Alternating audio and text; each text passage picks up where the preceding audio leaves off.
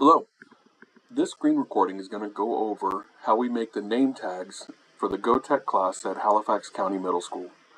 This is going to be specific to the way we do it in class, and it's not the only way, but it's the way I'm going to have you guys do it to start off with, especially in GOTEC 1. So let's go through it. I've already created a new file. One of the first things we're going to do is we're going to come up and we're going to change the name. The new name for this one, I'm going to call it nameplate tutorial, and then I'm going to put GOTEC. Whenever you create a new name up here and you click off, it should automatically save. So to start with the name tag tutorial, we're going to come over here and we're going to grab the box. We're going to drag the box into the middle of our work plane. Now, we're going to have specific sizes for the way we're going to do it here. And I'm going to click on these corners and I'm going to make this 50 and I'll make this one 100. And then you'll see, I'm going to rotate a little bit. If I click on it again, you'll see there's this one that's up top, and that's currently at 20. So I'm going to click on that, and I'm going to make it 10. This is all relying on you being in millimeters, and this is going to be in millimeters. So that's going to be the size of the box we're going to do. So the next thing I'm going to do is I'm just going to drag that up a little bit. I'm going to come down here, and I'm going to get text.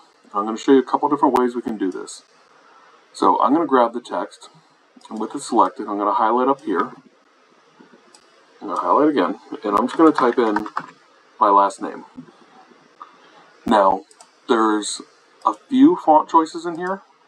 There's not too many, but there are a few. I'm going to leave it at that one personally. You'll see right here the height comes in at 10. Since we made our box 10, I'm going to make the height of this taller just to make it easier for me to keep track of it. So I'm going to make it 20. Now, this is also in red and my box is in red. So for the moment, I'm just going to make it a different color. Again, this is just to make it easier on myself. So if I drag this up in here, and I come and I rotate it, I can see how it looks. Now, if I click on where it says top up here, you can drag this around, but if I click on any one side, it'll take me to that. So I'm going to click on top.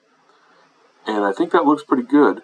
But there's another thing we can do down here, and there's this little button down here at the bottom, and what it'll do is it'll take you to a very flat view. For centering your words, I find that flat view to be really helpful. I'm going to highlight it all, and I'm going to come up here to the align. When I highlight it all, I can do two things. I can either click on the word, and I can hold the shift key, and I can click on the red, that'll highlight it. Or if I click off and drag, it'll give me that box that'll highlight it all. And you'll see up here it says I have two shapes selected. So I'm going to come right above this and I'm going to click on the Align tool. And using this, I'm going to click the centers, and that's going to make sure that my name is aligned in the center of the object. So now that I know I've got my name aligned in a way I like, I'm going to come over here again and I'm going to turn off the flat view so I can then rotate again. If I look underneath, I should be able to see all the letters of my name underneath. If you don't, for any reason, like say if you had it and your name was accidentally raised up, you can either click on it and just drag it down to the point where you know you'll see it through. It doesn't matter if they poke through a little bit.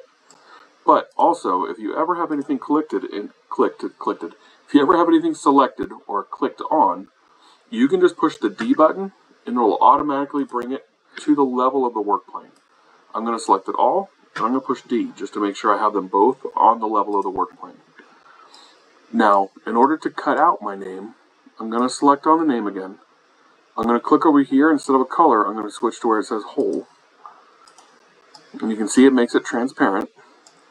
I'm going to select it all again. And I'm going to come up here and I'm going to group it. Whenever you have something that's solid, as in a solid color, and you have something else that is transparent, as in a whole, and you group them, it will cut the transparent part out of the solid. So now, if I look on top and bottom, you should be able to see that it's cut out.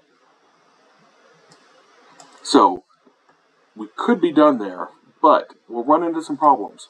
Because if you'll notice, in the middle of the P's, this piece is floating, and in the middle of my A, this piece is floating. If I were to 3D print this, when I took it off the plate, these pieces are just going to fall out.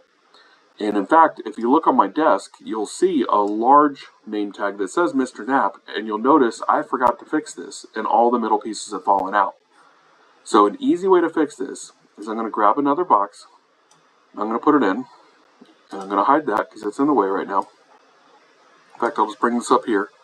And I'm going to take this and I'm going to make it to where you'll see up here, up above, almost at the top of my screen, it says it's at 3 pixels. Or 3 millimeters, excuse me. I'm going to take it down to 1. You'll see it says 1 up there. I don't know why it puts it so far away, but it's at 1. So now what I'm going to do is I'm going to go back into this flat view because I find it easier. You don't have to. It doesn't make it a requirement or anything. But I know I need 1 right there for the P. I'm going to click duplicate, and I'm going to drag 1 over here for this P. Then I'm going to take duplicate again, and it's automatically going to move 1 over for the A. You can see I moved it down some, so it kept moving it down. So what I'm going to do is I'm going to come over here, and I'm going to drag this almost in the middle of the P. Now, something again that's not necessary, it might be a little extra, but say if I wanted to get this perfectly centered and I couldn't quite, what you'll notice down here is it says snap grid is at 1 millimeter. That means that whenever I go to move this, it's automatically going to move in 1 millimeter. So you can see how it's jumping a bit far. If I wanted to be really particular, I can bring this down to like a 1/4 millimeter. And what that'll do is when I click on it, it'll let me move it much more smoothly. So I'm going to get this roughly where I want it. Then I'm going to put this one roughly where I want it. And then I'm going to put this one down here. I'm going to block the A. Now, I'm doing all these up and down. You could easily do them side to side. That becomes just a style choice. There's no right or wrong here. As long as you're connecting the top through and all the way throughout the bottom. And that will make it so these pieces stay in. So I'm going to click out of flat. I'm going to drag it up. Now, you can see they connect all the way to the bottom, and that's perfect.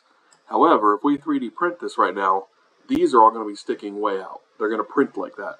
So what I want to do is I want to click on one. I'm going to click on this top. We know we made this box at 10 millimeters. So if I just select that as 10, we'll take care of that.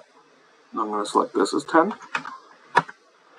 And this is one of the reasons why it's good to make the box a specific size to begin with. Because that way, we don't have to guess on what's the right size and what's not the right size. So I'm going to select all this. And I'm going to group it again. And that's going to make those pieces a permanent part of it.